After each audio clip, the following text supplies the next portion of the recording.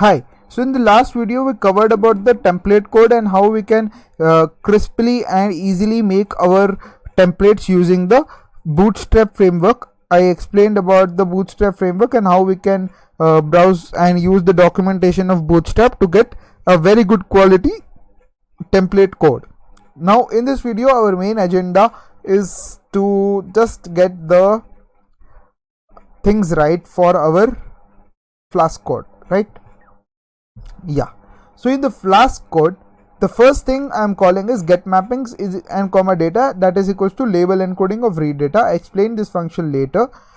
In the previous video I explained about the get dict and the label encoding function in detail, so just refer to that get label encoding function. So once this label encoding, we have this data which is numerical, because machines can understand numerical thing. Now if request method is post, now as I said that this is a form. Now this is a form, and from this form I need to send the data to the server, Flask server. So how will I send? There is one request known as post request, which I said in the earlier videos that with using post request you can send data from the UI to the server, right? So if the request method is post, so mydict is equals to request.form. so from that mydict we are extracting the by, maintain, doors and everything. Okay, so if you just type in print mydict, you will see an immutable dictionary object which will be visible just now. If I just click on predict here, so this will show you an immutable multi-dict feature buying by 0, maintain 0, door 0, person 0, luggage 0, safety 0 and algo rf. So if I want to access the details of them, so what will I do? I'll say mydict of buy, mydict of maintain, mydict of doors, mydict of person and all. So these are the keys, but what are the values for it? The values for them are over here. Just the values for them are over here.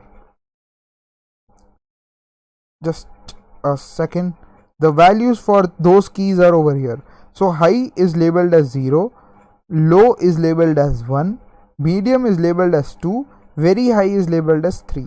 Now you may be wondering why I am giving these values only. Why am I not giving some random values? Because did you get an idea about this get mappings? So once you get this get mappings thing, what you do is you just print get mappings here. You just print get mappings here once. You just print get mappings here, and you will understand the entire flow very easily now. So just keep on just print get mappings and just press predict, and you will see a dictionary over here. Did you see this dictionary? Buying and everything. You can see this high is 0, low is 1, medium is 2, very high is 3. So that is what is done over here. Value is 0, value is 1, value is 2, value is 3. Now you downgrade that. In maintenance, what is the label encoding mapping done? Value is 0, value is 1, value is 2, value is 3. 0, 1, 2, 3. In doors, what is the mapping? 0, 1, 2, 3. 0, 1, 2, 3. In person, what is the mapping? 0, 1 and 2. Got it? 0, 1 and 2. Right? In person 0, 1 and 2. In luggage 0, 1 and 2. In safety 0, 1 and 2. In safety 0, 1 and 2. Got the idea of this value thing and the name thing? So name is nothing but like a key to this immutable object, immutable multi-dict, which we will get from the UI. That is nothing but this that is nothing but this mydict, that is equal to request.form. I hope that made sense. So once we extract all the features, now this buy, maintain, doors, person, luggage, safety, algo, these are all the numerical values which will contain this 1, 2 and all. Okay. Now value is equals to mydict of feature. Now what is this feature? This feature is basically this one. Maintenance, door, person, luggage and safety. But for what I am doing that feature? To perform exploratory data analysis on that feature. That is also important. That is also we discussed. So value is equals to my dict of feature. So values are these. These are nothing but the columns, and keys are nothing but these. Now I am using a mapper like dict of zip of keys of values. So that over here I'll say why I use that mapper. So that when I am typing this contribution of buying, so this buying is nothing but my feature and it should be camel cased. So that is the reason why I am using this mapper. Okay, value count is equals to get dict of value. Now this get dict is a function here, and what it is taking as a parameter, it is taking the parameter as value. So this value, what value, from where are we getting the value? The value we are getting from here: buying, main, doors, persons, luggage, safety, and all. So let's go to this function. So this function, what it will do, it is just returning me a dict. It is just grouping the data by column name, that is the column which we are passing. Let's say I selected maintenance, so it is grouping the data by maintenance, and the other group is done by on classes. Okay, so it is grouping the data by maintenance and class, and then it is returning me the count. That is the simple EDI which you can perform in this case. Okay, grouping the data by a column with respect to the dependent variable, that is nothing but the with respect to the independent variable, that is nothing with the class in this case. And what kind of metric do I want, or what kind of sum do I want? I want count, so that is why count. Fine. So this is all about this, and then the value count will get the dictionary. So now this dictionary, what it will do, I'm doing a kind of an algorithm mapper for selecting the algorithm, because over here I have mentioned some kind of select the classifier as well, right? So I'm selecting the classifier as RF, random forest of data. Where are these random forest functions defined? If you remember, we defined them in model building.py. Random forest function is in model building, decision tree is in model building.py. And have we imported that model building.py? Yes, we have imported. From model building, import these functions, right? It's making completely sense. So algo mapper is random forest of data, decision tree of data, SVC of data. You can also add logistic, you can ask KNN, you can ask you can add artificial neural network, you can ask you can add gradient boosting classifier, you can add many more classifiers according to your need. So once that is done, there is this class mapper, which is nothing but so if you look at the class over here, what kind of they have done. For accuracy the label is 0, for good the label is 1, for inaccurate the label is 2, for very good the label is 3.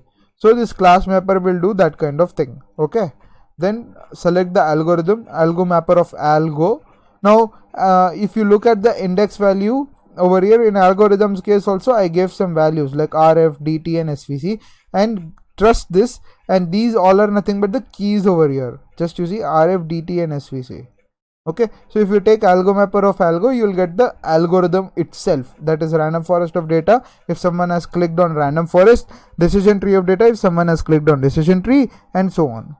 Okay, so once you take that, that is your algorithm. Then accuracy, recall, precision and F1 score and model is nothing but what is written by this each of the model building algorithm. If logistic regression is considered, it is returning 5 objects, it is returning 5 values. If you consider decision tree, it is returning 5 values and all, right? So once that is done, we get the values, and over here what these are nothing but the form. Now this is the important thing. Now this is nothing but the form data. So these are we will be passing the data which is collected from the form to the model so that it will predict, right? So this is nothing but, this phase is nothing but the training one, but over here comes the actual phase, that is nothing but the prediction thing, right? So input parameter is buy, maintain, doors, person and all. This is the what we say about our input data which will be passing to the model for prediction, and the model will predict. Okay, model will predict on the input parameters and then predicted class. So this will nothing but, if you do predict of 0, so if you go over here, this predict can be either 0, 1, 2 or 3, that's it, not more than that. क्योंकि because model will predict some class and that class has been encoded as these labels like 0, 1, 2 and 3. So this predict can take so this predict will be either 0, 1, 2 or 3. So I want to know the name of the prediction, so that is why I created a map. So if I do class mapper of predict of 0, let's say predict of 0 was 1, so class mapper of 1 is what? Good. So predicted class will be what? Good. Okay, and these all values I'm passing it as a function, I'm passing it as a parameter in this render template function, and these all parameters will be reflected in the index.html template, because it is rendering the template. Which template is it rendering? It is rendering index.html. So these all parameters will be depicted in this index.html file. Now where are these parameters depicted? How will we come to know that these parameters are shown or not? These parameters will be shown if display. So if we are seeing somewhere display over here, yes, display is equals to true. So if display is true, then you will display something. Now this is nothing but the chart. So what this chart is taking, it is taking this value. Now what is value? Value, is there something known as value over here which we are passing? Yeah, mapper of value, right? Mapper of value. Over here I am passing the feature, and then mapper I am having this dict of this. So mapper of value has been passed, right? Yeah.